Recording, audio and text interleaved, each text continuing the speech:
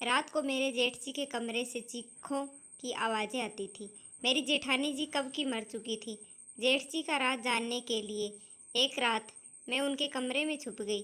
फिर जेठ जी ने जो किया भगवान, जब मैंने पहली बार वह दिल दहलाने वाली चीखों की आवाज़ें सुनी तो मैं पूरी तरह घबरा गई थी। मैं गहरी नींद में हड़बड़ाकर उठ बैठी और चीखने चिल्लाने की आवाज़ें पूरी हवेली में गूंज रही थी। उस समय चारों ओर सन्नाटा था। मेरे कमरे में बहुत अंधेरा था। मैंने हाथ से टटोलते हुए साइड टेबल पर लैंप जलाया। मैंने घड़ी की तरफ देखा तो रात के 1 बज रहे थे और चीख पुकार की आवाज़ें गूंज रही थी। मैं हैरान थी कि मेरे बगल में लेटे मेरे पति पंकज अब भी गहरी नींद में सोए हुए थे। इतने शोर में उन्हें नींद कैसे आ सकती है। कल ही तो मैं पंकज की दुल्हन बनकर इस घर में आई थी। मेरी शादी बड़ी धूमधाम से पंकज से हुई थी। मैं बहुत अमीर खानदान की बहू बनी थी। मैं एक अमीर खानदान से थी। मेरे सास ससुर कब के मर चुके थे। जेठ जी बहुत देख रेख वाले इंसान थे। मैं उनके व्यवहार को अच्छी तरह से जानती थी। मेरी पंकज से लव मैरिज की शादी थी। हमने एक दूसरे को शादी के लिए पसंद किया था और वहीं से हमारी फ़ोन पर बातें होना शुरू हो गई थी। हम दोनों ही अमीर खानदान से थे, इसलिए किसी को इस रिश्ते पर एतराज़ नहीं हुआ। मेरी शादी की पहली रात थी और उसी रात मैंने चीखें सुनी। एक लड़की की चीखें की आवाज़ थी, जैसे वह अपनी मदद के लिए किसी को पुकार रही हो। पहले तो सोचा कि कमरे से बाहर जाकर देखूं कि आवाज़ें किसकी है, कौन है जो इस वक्त इस तरह तेज़ आवाज़ से चिल्ला रहा है। लेकिन मैं एक दिन की दुल्हन थी, यूँ कैसे मुंह उठाकर कमरे से बाहर निकल सकती हूँ। आधा घंटा यह आवाज़ गूंजती रही। उसके बाद शांति छा गई। मुझे पंकज की नींद देखकर हैरत हो रही थी। वह इतने शोर में कैसे सो सकता था। लेकिन कुछ देर बाद आवाज़ें आनी ऐसे बंद हो गई जैसे कभी शोर हुआ ही ना हो। मैं दोबारा से लेट गई और अब मेरी आंखों में नींद कोसों दूर जा चुकी थी। मेरा दिमाग बार बार उस चिल्लाने वाली लड़की की तरफ जा रहा था। कौन थी वह और ऐसे क्यों चिल्ला रही थी, और उसकी आवाज़ पर सब लोग क्यों खामोश थे, वरना एक हलचल सी मच जानी चाहिए थी। फिर मुझे कुछ डर सा महसूस होने लगा था, क्योंकि वहाँ यह हवेली बनी हुई थी, वहाँ आसपास केवल जंगल थे। गांव तो 3-4 मील की दूरी पर था। मैं कुछ दिनों के लिए गांव आई थी, क्योंकि मुझे रहना शहर में ही था। शादी से पहले मेरी यह बात तय हुई थी और शहर में भी इन लोगों का बंगला बहुत खूबसूरत बना हुआ था और हवेली तो इतनी बड़ी थी कि ना जाने कितने कमरे बने हुए थे यहाँ पर। यहाँ का बगीचा बहुत बड़ा बना हुआ था। मुझे तो इस हवेली में घुसते ही किसी महल जैसा लगने लगा था। मैंने बस थोड़ी सी नज़र डाली थी, लेकिन यहाँ की अमीरी देखकर मेरी आंखें चौंधिया सी गई। मेरा कमरा फूलों और कैंडल से सजाया गया था। मैं खुद पर जितना भी गुरूर करती उतना ही कम था। हम दोनों को देखकर सब दिया बाती की जोड़ी कहते थे, मगर आज की रात जो कुछ मैंने सुना था, मेरे दिमाग ने काम करना बंद कर दिया था। ना जाने कब सोचते सोचते मैं फिर से नींद की वादियों में खो चुकी थी। सुबह पंकज प्यारी सी मुस्कान लिए मुझे जगा रहा था। कहने लगा, उठ जाइए मैडम जी, यह दिल्ली नहीं है जो आराम से चादर तानकर सोई रहेंगी। मैंने धीरे धीरे आंखें खोली तो वो उठ चुका था। पंकज बिस्तर से उठकर अपने कपड़े निकाल रहा था। मुझसे कहने लगा कि तुम्हारा सामान ड्रेसिंग रूम में पड़ा है, वहीं पहनना। वह मुझसे कहकर वॉशरूम चला गया। मैं बेड से उठकर बैठ गई। पहले तो मुझे लगा कि रात वाली बात शायद मेरा कोई वहम था। मैं वही बात सोचते सोचते ड्रेसिंग रूम में चली गई, जो मेरे ही कमरे में बना हुआ था। इतना भारी भरकम जोड़ा देखकर मेरी आंखें फटी रह गई। मैंने फ्रेश होने के बाद बहुत ही मुश्किल से उन कपड़ों को पहना। पंकज मेरे कमरे से जा चुका था तो कुछ लड़कियां मुझसे पूछकर मेरे कमरे में आ गई और मुझसे जेवरात पहनाने लगी, तैयार करने लगी। जब मैं आज सज धज कर बाहर आई तो मेरे जेठ जी सामने कुर्सी पर बैठे थे। उन्होंने मुझे देखा और मुस्कुराने लगे। फिर मेरे पास आए और मुझ पर हजारों के नोटों की बारिश करके मेरा स्वागत किया। फिर मुझे बाहर ले गए, जहाँ गांव की औरतें मुझे देखने के लिए मेरा इंतज़ार कर रही थी। गर्मी और धूप में ना जाने कब वह मेरी एक झलक देखने के लिए बैठी हुई थी। मेरे जेठ जी कहने लगे, यह हमारे घर की नई मालकिन है, पंकज की बीवी। सब औरतें मुझे नमस्ते करने लगी। मैं थोड़ी देर से ज़्यादा वहाँ रुक नहीं पाई थी। तेज़ धूप ने मेरी हालत ख़राब कर दी थी। जल्दी जल्दी मैं अंदर आ गई और अपने कमरे में एसी ऑन करके बैठ गई। पूरे दिन लगातार लोगों का आना जाना लगा रहा। पंकज से मेरी मुलाकात बस रात को हुई थी, वरना वह पूरे दिन मर्दों के साथ ही रहे थे। गांव के कुछ और ही रस्मों रिवाज होते हैं। पति पत्नी आपस में कम वक्त और दूसरों के साथ ज़्यादा वक्त गुजारते हैं। यही मेरे साथ भी हुआ था। रात तक मैं थकान से चूर हो चुकी थी, इसलिए लेटते ही मुझे नींद आ गई और पंकज मुझे कहने लगा कि गांव के माहौल से तुम परेशान हो गई हो। वह मुझे प्यार से देखने लगा। फिर मैंने आंखें खोली और थोड़ा सा मुस्कुरा दी। मैंने कहा, पंकज, बस जल्दी से दिल्ली वापस जाने का सोचो। मुझे ऐसे माहौल की आदत नहीं है। मेरी बात पर ना जाने क्यों पंकज की मुस्कुराहट गायब हो गई। फिर वह बेड पर टेक लगाकर बैठ गया और कहने लगा, अभी तो ऐसा मुमकिन नहीं है, लेकिन मैं कोशिश करूँगा। मैं नींद में होते हुए भी पूरी आंखें खोलकर उसे घूरने लगी। पंकज, मैं गांव में 2 दिन से ज़्यादा नहीं रह सकती, यह तुम अच्छी तरह जानते हो। मुझे घुटन होती है। यहाँ के पहनावे से, रहन सहन से अजीब घुटन सा माहौल है यहाँ का। मैं नहीं रह सकती यहाँ पर। मेरी बात सुनकर वह किसी गहरी सोच में चला गया। उसने सिगरेट निकाली और लाइटर से जलाकर पीने लगा। मैं नींद में चूर थी, इसलिए सो गई। रात को फिर मेरी आंखें शोर से खुली। वह एक लड़की की चीख पुकार, अपने बचाव के लिए मदद मांगती हुई। मैं तुरंत उठकर बैठी और पंकज को भी जगा दिया। वह मुझे नींद में देखने लगा। मैंने कहा, पंकज, किसी की चिल्लाने की आवाज़ आ रही है। मेरी बात पर पंकज ने नज़रें चुराई। कहने लगा, किसी आवाज़ें हैं, मुझे यहाँ कोई आवाज़ नहीं आ रही। उसकी यह बात सुनकर हैरान रह गई। यह कैसे मुमकिन था? मुझे तो लड़की के चिल्लाने की आवाज़ आ रही थी, लेकिन पंकज को नहीं आ रही है। मैंने हैरत से पंकज की तरफ देखा। मैंने कहा कि यह लड़की की आवाज़ तुम्हें नहीं सुनाई दे रही? वह कहने लगा, नहीं, मुझे कोई भी आवाज़ सुनाई नहीं दे रही है। मुझे नींद आ रही है, मुझे परेशान मत करो। यह कहकर वह फिर से सो चुका था और मेरा डर के मारे बुरा हाल था। क्या यह आवाज़ सिर्फ मुझे ही सुनाई दे रही है? इसका मतलब कोई भूत प्रेत? यह सोचकर मैं कांपने लगी। डर की वजह से मैं पंकज से चिपक के लेट गई। मेरा दिल ज़ोर ज़ोर से धड़क रहा था। अब तो मुझे इस हवेली में एक दिन भी नहीं रुकना था। मुझे तो भूतों से बहुत डर लगता था। अगली सुबह ही मैंने पंकज को शहर जाने की जिद करनी शुरू कर दी थी। मैंने कहा, मुझे वापस दिल्ली जाना है। मुझे डर महसूस हो रहा है। मुझे 2 दिन में यहाँ किसी के चिल्लाने की आवाज़ सुनाई दे रही है, जैसे कोई लड़की मदद के लिए पुकार रही हो। मैं यहाँ नहीं रह सकती। डर की वजह से ऐसा लग रहा है जैसे मैं अभी अभी रो दूंगी। और पंकज मुझे ध्यान से देख रहा था। वह बार बार नज़रें चुरा रहा था। वह मुझसे कहने लगा, वर्षों से इस हवेली में ऐसे ही साए हैं। किसी किसी को ऐसी आवाज़ें सुनाई देती हैं जैसे तुम्हें दे रही हैं, लेकिन उन साए ने कभी हमें नुकसान नहीं पहुंचाया। वरना क्या मेरी भाभियां यहाँ रह सकती थी? मुझे पंकज की किसी बात से चैन नहीं मिल रहा था। मुझे बस दिल्ली जाने का इंतज़ार था। सुबह नाश्ते के वक्त जेठ जी ने पंकज से पूछा था कि तुम दिल्ली वापस कब जा रहे हो। यह सुनकर पंकज का चाय का कप हाथ में ही रह गया था, लेकिन मैं दिल ही दिल में खुश थी कि किसी ने तो हमें गांव से दिल्ली भेजने का ख्याल आया। पंकज ने कहा, भाई, जो आपका आदेश। पंकज ने बहुत ही मुश्किल से यह बात कही थी। वह अपने बड़े भाई से बहुत डरता था। जेठ जी कहने लगे, आज शाम तक तुम दिल्ली जाने की तैयारी करो, वहाँ के काम देखो जाकर। मैं तो खुशी के मारे फूली नहीं समा रही थी। मैंने जल्दी से चाय ख़त्म की और कुर्सी पीछे खिसका कर खड़ी हो गई तो मेरे जेठ जी ने मुझसे कहने लगे, बहू, आज तुमने नाश्ता ठीक से क्यों नहीं किया? मैंने कहा, मुझे अपनी और पंकज की पैकिंग भी करनी है। शाम तक जाना है तो टाइम लग जाएगा।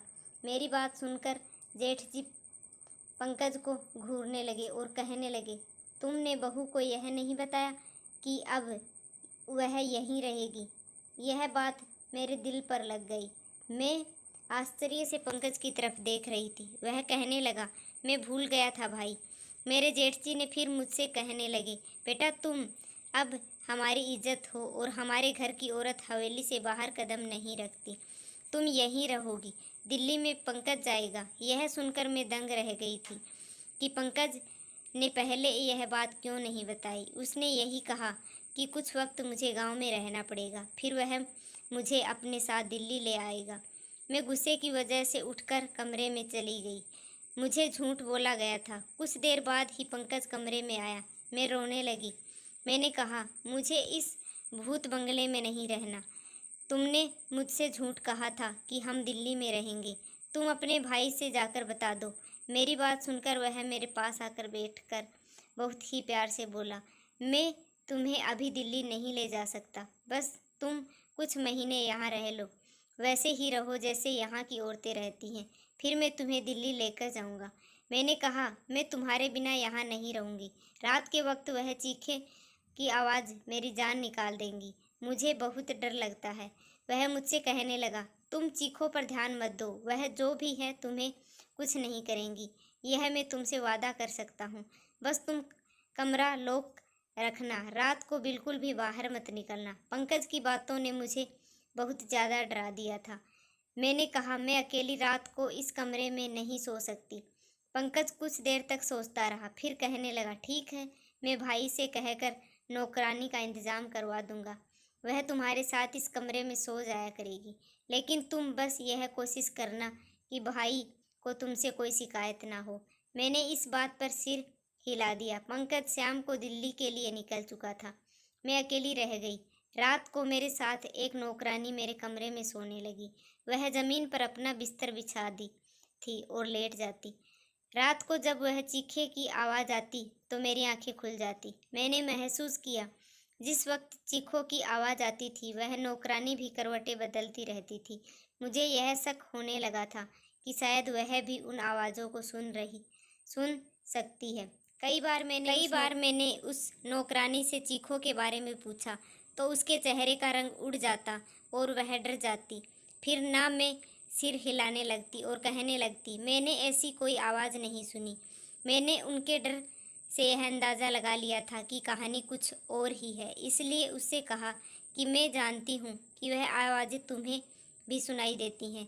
मेरी बात सुनकर वह मेरे सामने हाथ जोड़ने लगती और कहने लगती, इस बात का जिक्र हवेली में किसी से ना करना, वरना बहुत बुरा होगा। उस नौकरानी की बात सुनकर मुझे जानने की चाहत होने लगी थी कि आखिर मालूम भी तो हो कि यह सारा माजरा है क्या। मैंने रात को जब वह चीखे की आवाज़ सुनी तो यह ठान लिया कि सच्चाई क्या है इसका पता लगाकर ही रहूँगी, क्योंकि कहीं ना कहीं मुझे यकीन हो चुका था कि यह मामला भूत प्रेत का नहीं है। रात को चिल्लाने की आवाज़ सुनकर मैं उठकर खड़ी हो गई और दबे पांव अपने कमरे के दरवाजे के पास आ गई और धीरे धीरे से दरवाज़ा खोला। मुझे वह आवाज़ ऊपर की मंजिल से आ रही थी। मैं धीरे से चलती हुई ऊपर चढ़ गई। वहाँ से आवाज़ें मुझे और भी नज़दीक से सुनाई देने लगी। जब मैं उन आवाज़ों का पीछा करते हुए आगे बढ़ी तो सामने कमरे को देखकर मेरे होश उड़ गए। वह तो मेरे जेठ जी का कमरा था। वहाँ से लड़की की चीखों की आवाज़ें आ रही थी। मेरे चेहरे का रंग उड़ चुका था। मैं वापस नीचे आ गई और अपने कमरे में आकर अपनी बढ़ती दिल की धड़कनों पर काबू पाने लगी। राजीव यानी कि मेरे जेठ जी के कमरे से आ रही थी। आवाज़ सुनकर मैं यह सोच नहीं सकती थी कि वह ऐसे भी हो सकते हैं। उनकी बीवी भी जिंदा नहीं थी, ना ही उन्होंने दूसरी शादी की थी। दुनिया के सामने वह कितने बड़े थे। फिर वह आवाज़ें, मैं खुद से बात करने लगी। मेरे दिल में उनकी बहुत इज्जत थी। मैं उनके बारे में इस तरह से सोच भी नहीं सकती थी। मेरी आंखों से आंसू बहने लगी। मैं अपने बेड पर बैठकर रोने लगी। मेरे जेठ जी और औरतों के साथ नहीं नहीं, ऐसा कैसे हो सकता है। गांव वाले तो उनकी बहुत इज्जत करते हैं। फिर यह सब क्या था। यह उनका कौन सा रूप था जो आज मैंने अपनी आंखों से देखा था। मेरी पूरी रात जागते हुए कटी थी, क्योंकि मैं उनके बारे में ऐसा सोच भी नहीं सकती थी। सुबह नाश्ते पर वह उसी तरह बैठे थे। मेरी आंखें देखकर चाय पीते हुए कहने लगे, पंकज ने फ़ोन पर बात नहीं की मेरी बहू से, तभी रो रो के आंखें सुजा ली। उनकी बात पर मैंने कोई जवाब नहीं दिया। मैं खुद ही मुस्कुराने लगी। फिर बोले कि पंकज वहाँ बिजी है, शायद इसलिए फ़ोन नहीं कर पाया। मैंने उनकी बात का कोई जवाब नहीं दिया। आज तो उनकी शक्ल देखने को भी दिल नहीं कर रहा था। कैसा दोखला इंसान है, दिन में नेक रहम दिल बना रहता है और रात को यह सोचकर मेरा शरीर कांपने लगा था। मैं सोच चुकी थी कि उनका पर्दाफाश करके ही रहूंगी, लेकिन मैं नहीं जानती थी कि मैं अपने लिए कितनी बड़ी मुसीबत खड़ी करने जा रही हूँ। जब मैंने दोबारा वही आवाज़ें सुनी तो मैं फिर उसी कमरे के बाहर चली गई। कमरे के हॉल में देखने लगी तो एक 15 साल की लड़की थी। गांव की लग रही थी। उसके चेहरे से उसका दर्द साफ पता चल रहा था।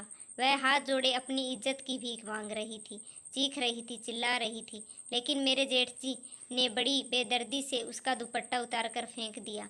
मैं उससे ज़्यादा नहीं देख सकती। मैं वापस पलट गई। कैसे भी करके मैंने वह रात काटी। सुबह होते ही मैंने पंकज को फ़ोन किया। मैंने कहा, तुमने मुझे इतना बड़ा झूठ बोला। तुमने कहा हवेली में आत्माएं हैं, जबकि ऐसा कुछ भी नहीं है। वह आवाज़ें गांव की मासूम लड़कियों की हैं, जो तुम्हारे पिता जैसे भाई की हवस का निशाना बनती हैं। मेरे मुँह से जो आ रहा था मैंने पंकज से कह दिया। मेरी बातें सुनकर वह गुस्से में आ गया और कहने लगा कि अपनी जुबान को बंद रखना, जैसे हवेली के सभी लोग रखते हैं, वरना तुम्हें राजीव की ताकत का अंदाज़ा नहीं, जान से मार डालेंगे वह तुम्हें। मैं पंकज की बातें सुनकर जितना हैरान हुई उतना कम था। मतलब वह अपने भाई के बारे में सब पहले से जानता था और वह भी मिला हुआ था इन सब में। मैंने फ़ोन बंद कर दिया था। बुराई होता देखकर मैं ऐसे चुपचाप नहीं रह सकती थी।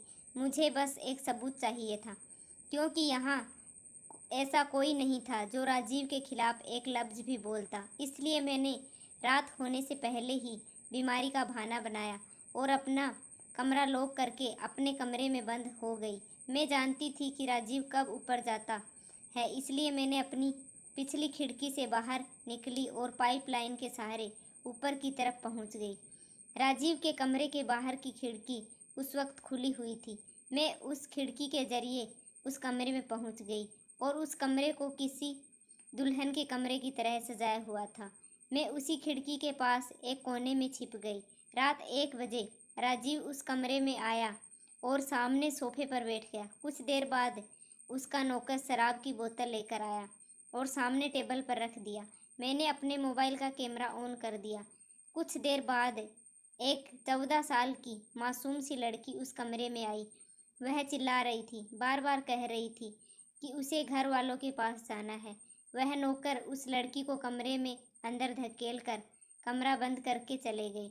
राजीव एकदम आराम से सोफे पर बैठा था।